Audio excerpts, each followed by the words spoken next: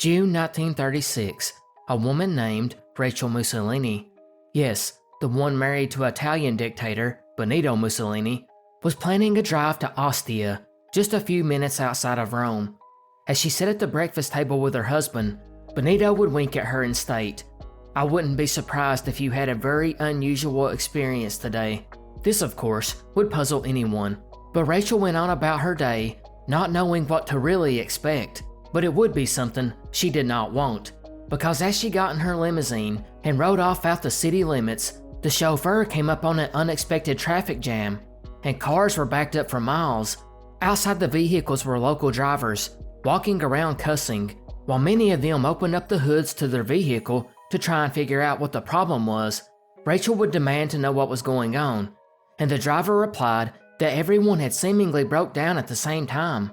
While they were there discussing that, the limousine's own motor would abruptly die, and the chauffeur coasted it to the side of the road. Now, they were both perplexed. As they were sitting there trying to make sense of the situation, all at once, everyone's automobiles came back to life. It was a weird occasion, but people have things to do and places to be, so it was quickly forgotten about, and everyone jumped in their cars and left.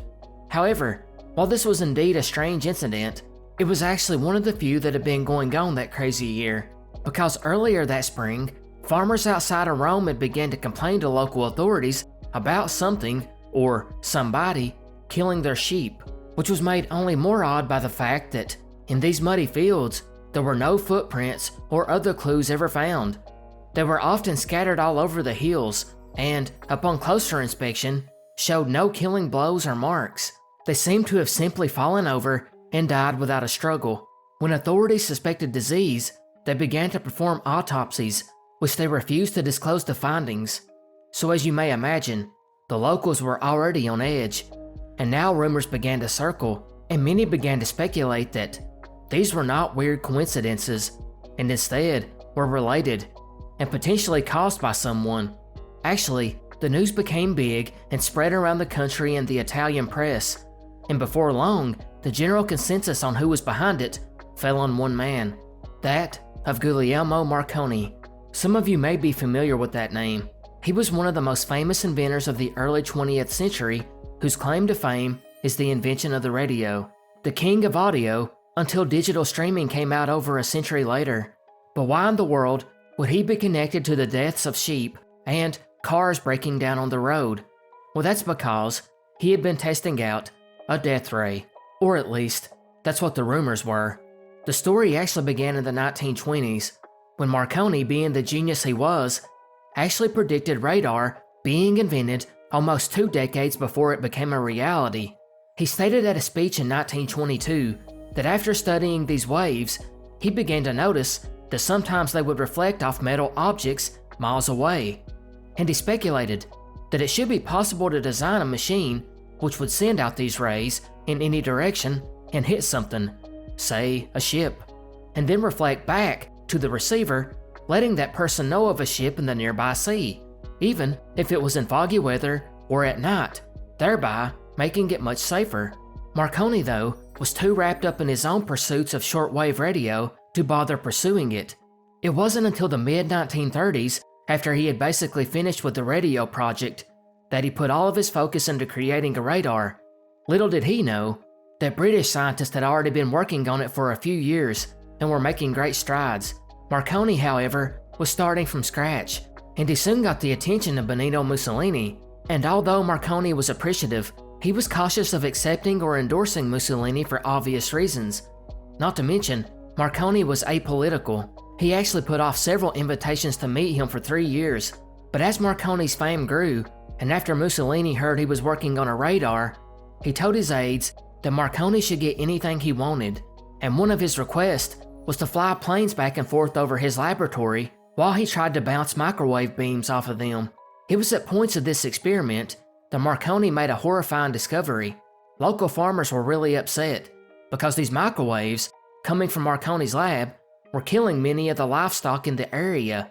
This, of course, spread around the city, and soon Mussolini heard the rumors as well, and he immediately got the idea that a death ray had been invented. Of course, Marconi would just tell him that it was an unfortunate side effect of using microwaves. Mussolini didn't care and told him to stay hard at work. But Marconi, realizing that the microwaves were too dangerous, started using very low frequency waves, or VLF waves for short. And this is when he discovered aiming VLF waves at targets caused a variety of reactions, such as overloading circuits, which caused machines like generators and electronic motors to completely stop. Of course, Marconi told Mussolini about this failure too, and not only did Mussolini have a death ray, but now he had a ray gun that could stop vehicles. Well, other than diesel engines, which did not depend on electrical ignition. After this, Mussolini now wanted him to focus on weapon making and not inventions that could help humanity. And before long, maybe due to stress from a crisis of conscience, Marconi's health began to suffer, and progress on his experiments stalled. He would ask the Pope for a private meeting, which he agreed to on July 17th, and what he discussed at that meeting is left up to conjecture. Allegedly, he wanted to give the Pope updates to his recent developments in wireless, but many aren't convinced, as he had already told family members he intended to immigrate to England alone and take his work with him. Despite loving Italy, he knew it was time to leave. So did he tell the church that he was done with his obligations to create weapons for Mussolini? Some rumors say that Pope Pius XI urged him to stop developments. We're not sure about that, but we do know that he had another meeting set up with Mussolini just 3 days later, and it never happened because Marconi suffered a massive heart attack and died. Actually, ever since beginning to work on the microwaves, Marconi experienced 9 heart attacks in just 3 years. And just like in the story of Tesla's death, all of Marconi's notes vanished, and no one is sure who got them, assuming Marconi didn't destroy them himself, which has left a conjecture open for this bizarre conspiracy that Marconi did in fact create a death ray, which he then purposely stalled on its development to keep Mussolini from getting his hands on it, and for the betterment of mankind. And then perhaps someone out there recovered these notes, or maybe even a working prototype.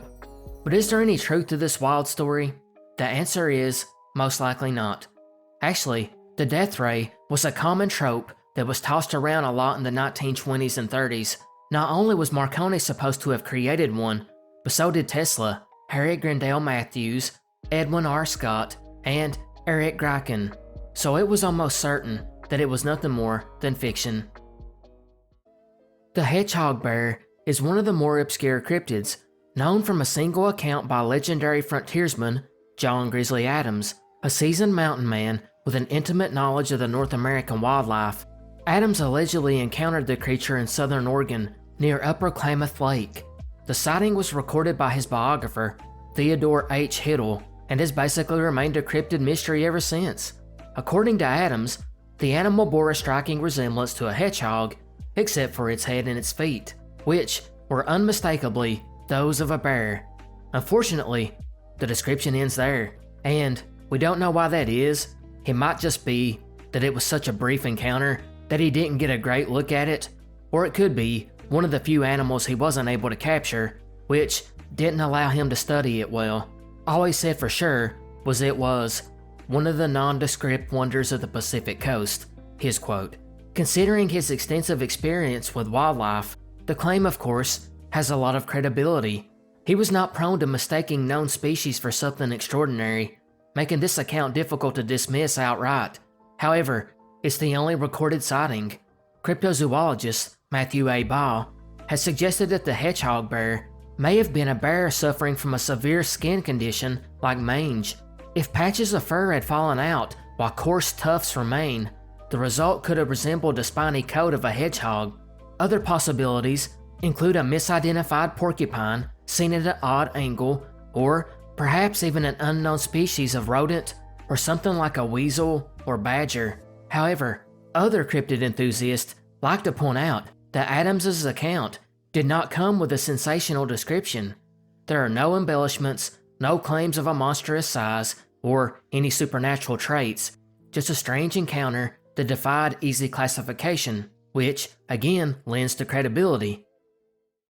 One evening, young Sylvia Mackenzie sat alone in the drawing room of her family home, and the silence would soon be broken by an abrupt, unnatural tap on the window. The house overlooked a small garden, and there was no ledge or easy access for anyone to be standing there. Yet, when she turned, something was staring back at her. The face was unsettling. It was too long, too narrow, entirely absent of a nose.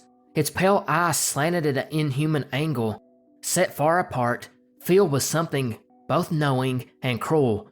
It held her gaze. The stare grew more sinister with each second. Then, without warning, it began to fade, dissolving into nothing. When her parents returned home, Sylvia could barely speak. She began to tell her parents what happened, and partially thought they would think she was crazy and not believe her. But instead, they got scared. Because there was a family secret. For generations, an apparition had haunted their bloodline, always appearing before tragedy. And by morning, the meaning of Sylvia's vision became clear. A telegram arrived from the Western Front. Her brother, Robert Mackenzie, had been killed in action. That's pretty much it to this one. So, what are the theories? Well, of course, a lot of it can be chalked up to maybe a stretch of the truth. The story was actually collected by a man named Elliot O'Donnell, who recorded a ton of ghost encounters. In fact, he documented 2 other instances with the Mackenzie family alone. But if we take a closer look at the Mackenzie family, well, they lived in Edinburgh, Scotland. And this story about the ghostly curse, well, it fits into a wider tradition of Scottish folklore, where ancient families were often tied to supernatural harbingers like banshees, ghosts, or other messengers of doom. Sometimes it was linked to a vengeful spirit, or perhaps a warning from an ancestor, or just some strange anomaly. But the stories are always the same. It appears before a disaster, and it never appears without reason. And since it is such a common tale in Scotland, the whole story might be nothing more than folklore. And if it wasn't, it could be that Sylvia's experience was nothing more than fear and anxiety which caused her to see this spirit. And then her brother dying at the Western Front was just unrelated, and it actually wouldn't be a surprise. But some still think that it could have been a real paranormal encounter. We have all heard one of the most famous mysteries of all time, that of the vanishing of Roanoke. And on this channel, we have even discussed the Angikuni Lake Mystery, a legend that alleges a whole Inuit village simply vanished within a short period of time, only to be found by a trapper who claimed food was cooking when he arrived. But are there any modern-day versions of this type of story? Maybe so. This mystery begins in a village in the Qingling Mountains in China, where around 1,000 residents lived. The year was 1987, and although details are scarce because of censorship in China, the basic story survives, and what we basically have is this village simply vanished overnight. And it wasn't just the 1,000 residents, it included their pets and livestock. In addition, witnesses were even said to have seen UFOs in the area before the village vanished. According to the original report by New Tang Dynasty TV, the villagers were transferred in the middle of the night as part of a top-secret operation linked to a secret project, most likely military. A large number of troops were dispatched to the area and moved the whole village overnight. The mission was even given the code name, Operation Nightcat. Chinese officials over the years have obviously denied such claims as nothing more than a rumor. There's not much on this one, again, due to China's secrecy, but a theory that has been proposed is China allegedly had a nuclear facility in the mountains and some kind of accident occurred, and they quickly, under the cover of night, relocated the entire village. In a more supernatural take, some suggest that the UFOs in the area the night before forced China to react and remove the village, for some reason. Interestingly, 23 years later, a report would go online in 2010 citing that this very same area had a village disappear overnight after UFOs were spotted in the area. This one is most likely an urban legend. In fact, New Tang Dynasty TV, where the original story came out so many years ago, has a reputation for publishing fabricated stories. July 14th, 1960, Alden, Illinois. A farmer named Charlie Whistle was out cultivating his corn that had only been placed 2 weeks before, and it's here on this 25-acre field that Charlie, made an incredible discovery. Actually, it was impossible to miss. There, in the field, was a giant rock. It was way too big to just pick up and toss out of the way. It was a little over 2 feet long and a little over a foot thick, and it weighed about 280 pounds. Charlie was stumped. He had just been in this area plowing between the rows 2 weeks ago, and he didn't see it. So, how did it get here? Once the day's work was finished up, he went in for the evening and told his wife. They began talking and soon came to the conclusion that it had to be a meteorite, but it was driving Charlie crazy and he had to know more. And luckily for him, an astronomer, Dr. Gerard Kuiper, the man the Kuiper belt is named after, was actually working about 10 miles from his farm at Yerkes Observatory. So he called up Dr. Kuiper and told him what he found and asked if he could come take a look. Kuiper agreed and went over. He at first assumed, yeah, this was a meteorite. But after he studied it more, he was unsure too. First of all, it was not deeply embedded in the soft soil, and there was no impact crater at all. It looked like it had been dropped from a small height. But that brought up another question. Why was there no tire marks? If someone had hauled the stone over this soft-tilled earth, they couldn't have hidden the tracks. There was just no way. And that doesn't even take into consideration that the nearest road was about 100 feet away. Kuiper then decided to see if it had any trace of radioactivity which would indicate that it had traveled through outer space, and to no one's surprise, it did not have any. Now, he tried to forget the meteorite diagnosis and instead had the stone picked up and sent to the Enrico Fermi Institute at the University of Chicago. They did tests for radioactivity and found nothing.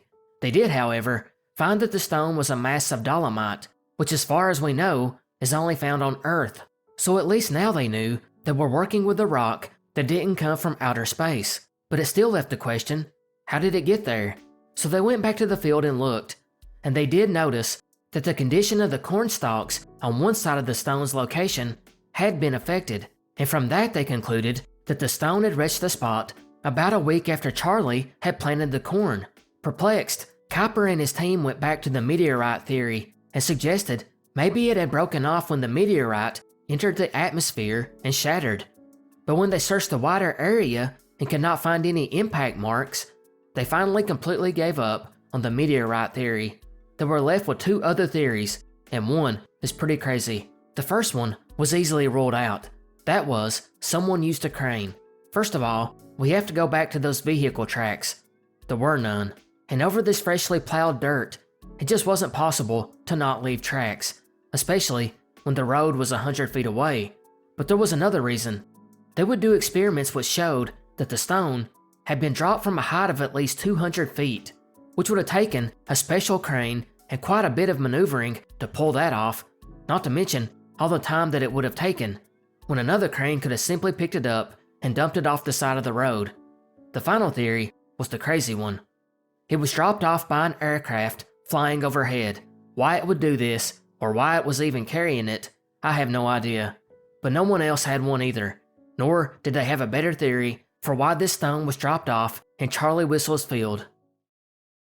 In the Natural History Museum of London, England, is where we go for this next odd fringe theory, because it's in this museum that one particular item really stands out. The skull of a Neanderthal, estimated to be around 300,024 years old to 274,000 years old. It was first found back in 1921 in a limestone cave by a Swiss miner in the country now known as Zambia, and is went on to become known as the Broken Hill Skull. Now, finding a skull this old is already a magnificent find to archaeologists, but it's one key thing about this artifact that makes it really unique. On the left side of the skull is a small 8mm circular hole, which you would think would be a fatal blow. But what's odd here is there are no radial split lines surrounding that hole. For example, if this individual had been killed by a spear or a rock or something like that, there would be fracturing around the impact of the small hole. On the right side of the skull though, it gets even more perplexing. On that side, it is shattered and makes it look like it was blown up from the inside. And according to fringe theorists, this can only happen because of one of two things. Either the skull was found much earlier than 1921, But sometime after the invention of guns, and then someone found the skull and possibly used it for target practice. Or the crazier alternative, there were rifles in Paleolithic Africa. Now, as you may imagine, this theory was heavily disputed by numerous scholars. First of all, more research over the years has shown that the so-called bullet wound did not kill this individual. Scientists were able to arrive at this conclusion after noticing the edges of the lesion had started to heal, meaning it was not a death blow. They instead suggested that the hole was caused by an infection, perhaps from an abscess or ulcer that became septic. But what about the other side of the skull, which is fractured? Yeah, about that. Contrary to the fringe theorist, it is not shattered. It's actually mostly intact, but part of it did break off after death due to natural decay. And that's, of course, the most widely believed theory. But you still have those people who believe the more fringe variety. First, there's conjecture that this skull actually belongs to a modern human who suffered from acromegaly, which is a condition that causes abnormal bone thickening. Maybe the most famous person with this condition was Andre the Giant, and this person had the same disorder, and that skull is supposed to be evidence of some real murder committed on this individual via gunshot wound. There's even crazier theories, though, that there was an advanced ancient technology in this time that we do not know about yet, and this Neanderthal was indeed killed by a gun. Others suggest that time travelers from the distant future traveled back in time and then killed the individual, maybe as a form of time-traveling hunters. When it comes to cryptids, we tend to focus on modern-day ones like Sasquatch, Dogmen, or Chupacabra, things like that. But we often forget cryptozoology runs back many centuries, actually, probably to early man. The difference is, back then, they called these sightings monsters instead of cryptids. One of the earliest documented ones is that of the sea serpent. They are basically described across every culture, and one eyewitness account was given by Aristotle in the 4th century BC. So with this many sightings that have been documented for millennia, there has to be something to it, right? Well, the skeptical point of view has always been that it's simply misidentification, usually of large animals like whales, maybe one that got entangled in fishing gear or have a harpoon in them, something like that. But what if there is a crazier explanation? That brings us to the 1930 Dutch scientific expedition led by a man named Dr. Anton Bruun, an oceanographer and ichthyologist, someone who studies fish. And it's on his research ship in the South Atlantic, where a sea monster had been sighted a century before, that the ship's nets pulled up a 6-foot-long creature into the ship. This really surprised Dr. Bruun, and he took it back to the shore and studied it carefully, and later on would even dissect it. It's what he found then that really shocked him. From his analysis, he determined that the creature was some kind of giant eel.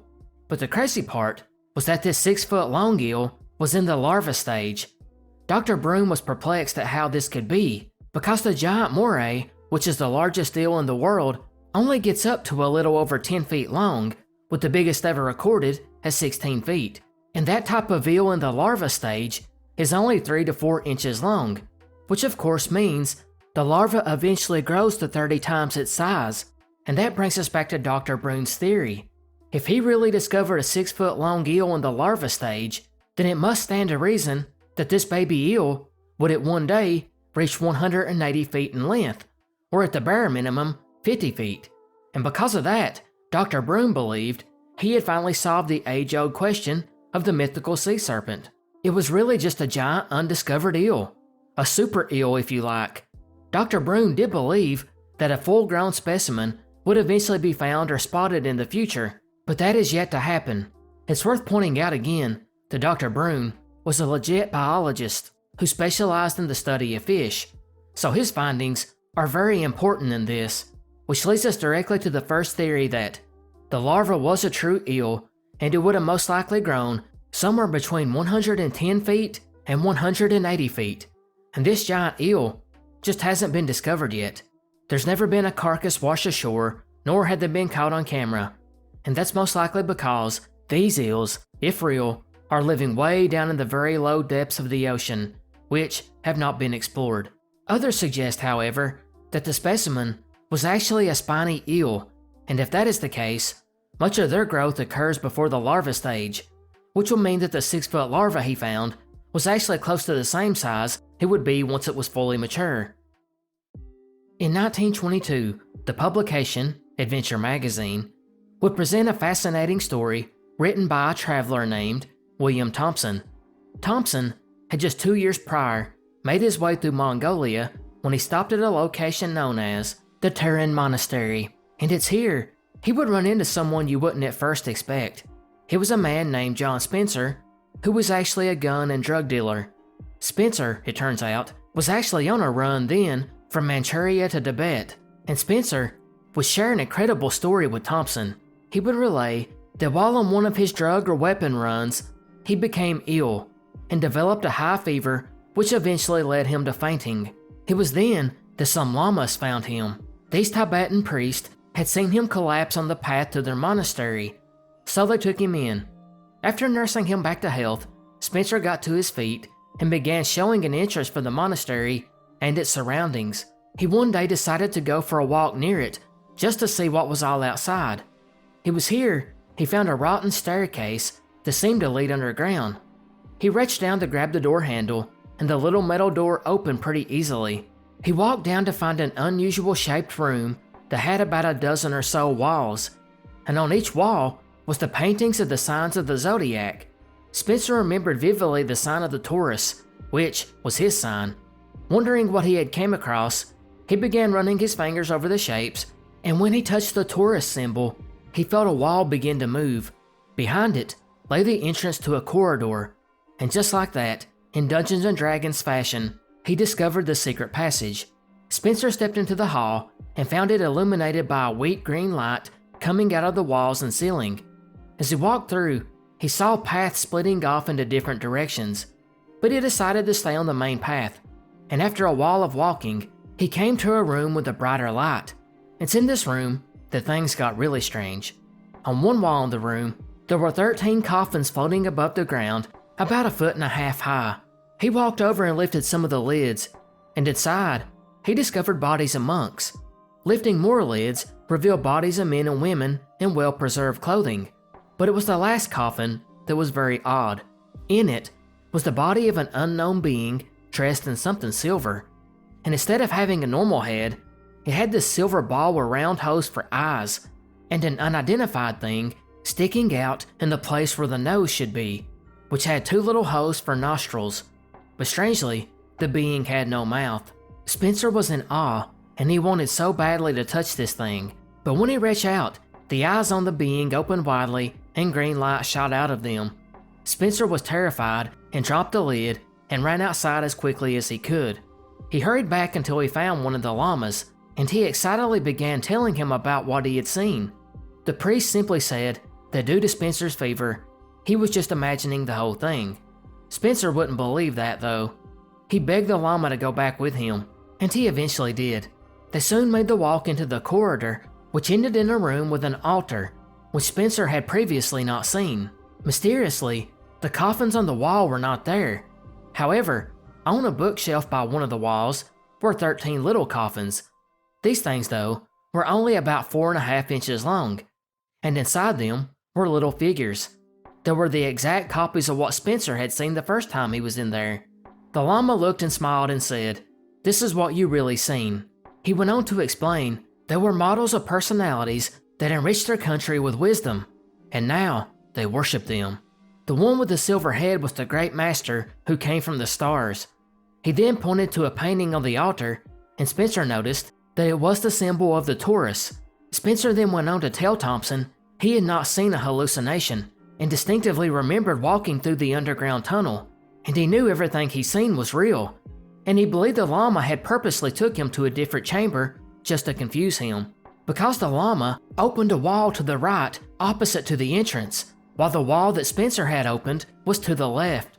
As the article by Thompson continued, he stated that after meeting Spencer and hearing his story, he disappeared shortly after, and no one ever seen him again. And that's pretty much it to the original story.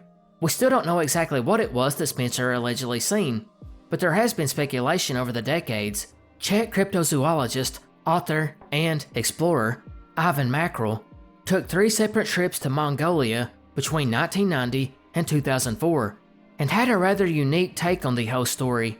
He pointed out that when this first appeared in a travel magazine in 1922, aliens were not really a thing. That would come about 2 decades later. Likewise, Erich von Daniken's theory on ancient aliens visiting Earth was decades away. And that's what makes this story so much more interesting. Was this an alien being that Spencer seen some 20 plus years before the Roswell crash? Well, Ivan elaborated further. He pointed to an old Buddha legend which told the story of a peaceful nation of people called Agarshans. There were some descriptions of these people that, according to the legend, that stated that the people were visitors from outer space who hid underground after a disaster thousands of years ago. They supposedly wore silver suits and traveled through these tunnels on flying machines, and the tunnels were lit up by green light.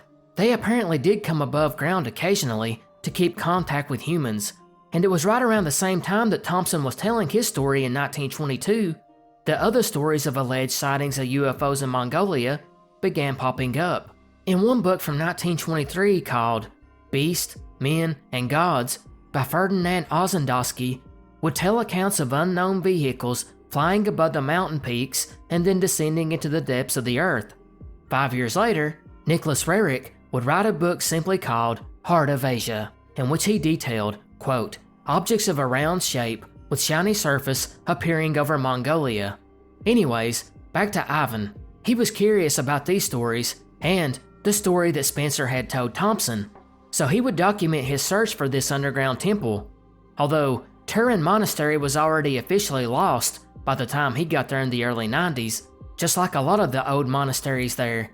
But going by some old maps and digging through some old travel books that he found, the monastery supposedly was on the trade route going from Ulaanbaatar to Beijing and was supposed to set near a telegraph station at the bottom of some rocky mountains about 80 miles from Ulaanbaatar.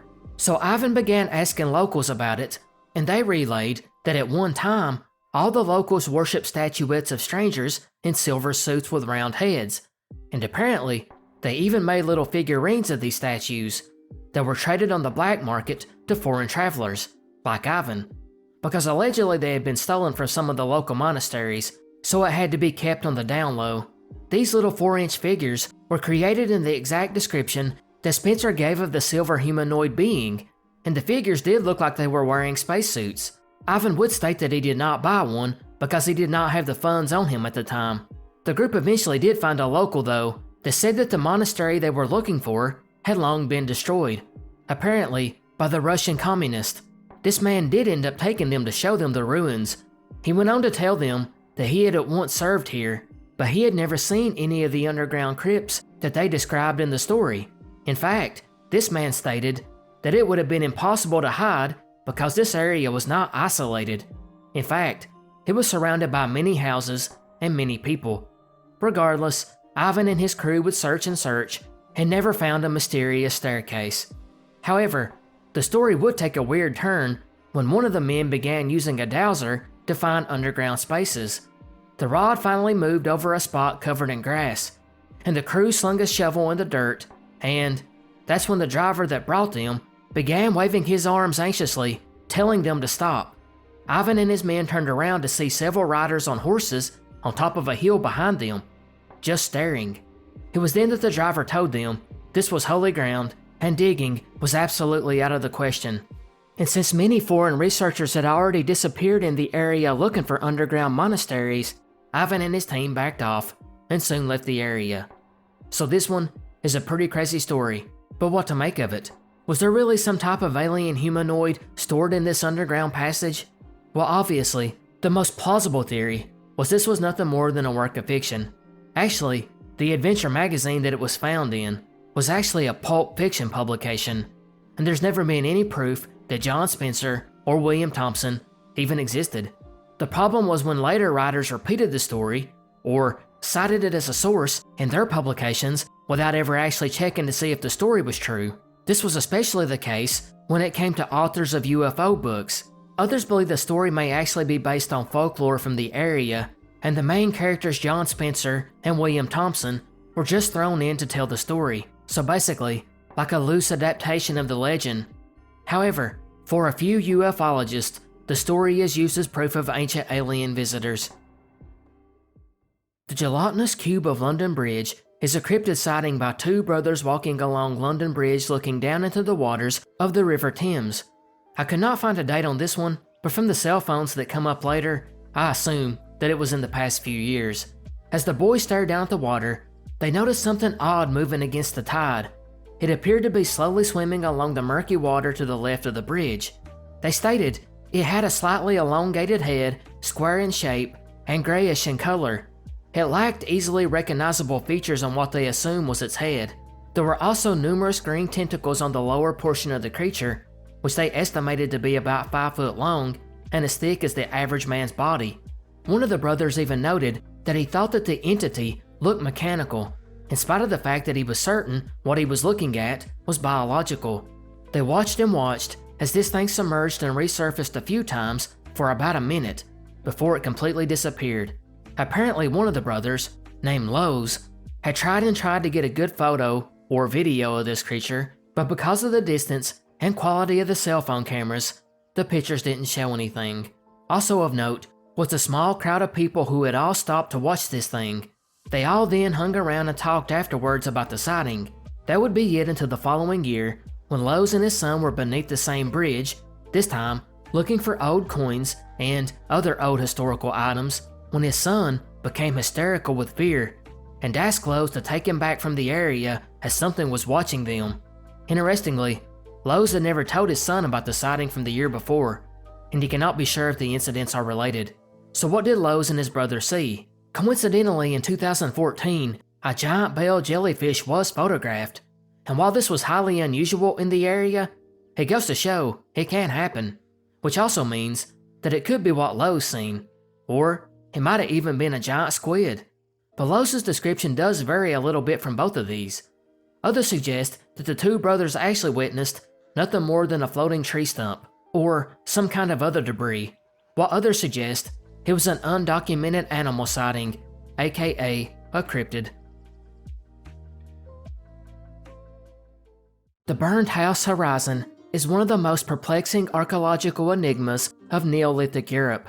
Found primarily in the southeastern part of the continent, the phenomenon refers to entire settlements that appear to have been deliberately set ablaze, a practice that persisted for millennia, from as early as 6500 BC to around 2000 BC, before the dawn of the Bronze Age. At first glance, accidental fires or enemy raids seem like the obvious culprits, but the evidence says otherwise. These weren't chaotic, one-time disasters. The burnings were systematic, repeated across generations. Some settlements were incinerated and rebuilt every 75 to 80 years, while others were abandoned entirely after the flames died down. The scale of the destruction and the fact that it was intentional raises the question, why would entire communities repeatedly destroy their own homes? Over the years, researchers have proposed a number of explanations. First one, some archaeologists suggest that burning structures strengthen the clay and other materials for reuse. That makes sense for individual buildings, but does it explain why the entire villages would be wiped out in the process, or why this practice continued for thousands of years? That's debatable. Another thought is pest control. Fire has long been used as a tool for sanitation. Perhaps these settlements were burned to clear out infestations, prevent disease, or simply make room for new construction. It's a practical theory, but it doesn't explain why some of the sites were never rebuilt. Finally, it could have been a ritualistic or symbolic practice. It's maybe the most compelling possibility that these fires had some sort of spiritual significance. It's a force of destruction, but also renewal. So were these settlements sacrificed as part of some kind of religious rite, a way to mark the end of the home's life cycle? Despite all the research, no single theory fully explains the burned house horizon. What's clear was this wasn't an accident, nor was it an isolated event. The sheer consistency across time and geography suggests a deliberate, organized effort, one woven deep into social or spiritual structure of these early civilizations. And yet, despite all these theories, I can't help but feel some of the scholars overlook the most compelling possibility: dragons. Our next story, we go to the web archive to visit the now defunct website, UFOfreeparanormal.com, and it's here that lurkers of the site would email in their accounts of their paranormal experiences, which would in turn be posted to the website for others to read. This one came in from a woman known as Harvest Mom, way back in 1999, and she relayed a story from her teenage years when her and her friends used to explore abandoned properties. One of these properties she had long wanted to go see, and it sat out of town about a half a mile off the highway. After years of wondering about it, she, along with two of her friends, finally decided this afternoon was the time to do it. So they loaded up and went. When they finally arrived, they found the typical creepy old farmhouse that you would picture in your head. They noticed that the wood had begun to rot decades ago. Now it was dirty with a bunch of broken windows and a rickety porch. The home did sit 2 stories high though, plus an attic. They walked in easily enough, since the doors were already gone, and began their exploration. It didn't take long for them to find evidence that they were not the first explorers here, as they made it into the living room and seen empty beer cans and potato chip bags. They kept on walking, making their way through the kitchen, and although it was bright outside, the home was dark, which made it creepy. After walking around a little bit more, they seen their first set of stairs, and they decided to go up them. But before doing so, Harvest Mom would set her soda on the 3rd step up so they could remember where they had came up. They would make it to the 2nd floor where there was much more light and it was much more warmer, due to the tree branches not being this high up. She would go on to say that it was a little bit creepy, but they weren't that scared. That is, until they made it to the large room on the east side of the home where she had this overwhelming urge to cry. This room felt like someone inside was very sad, and whoever it was had not been ready to die when they did, and they were not able to say goodbye and let go. Her friend Chris stated it was getting difficult for him to breathe. Maybe it was the dust, while her friend Megan started to get pale and started shaking. And of course, they all decided it was time to leave this room. That is when it got really strange. They made their way around the upper floor, looking for the steps to the attic, but could not find them. They did, however, find another set going back down to the living room. They then walked around there looking, but found no door out, only doors to closets. So they had to go back upstairs and walk around more. That's when they finally spotted the soda can that she had left at the bottom of the stairs, and so they went back down to the dining room. And it's here they walked back to the living room where they had came down a few minutes prior, and those stairs were no longer there.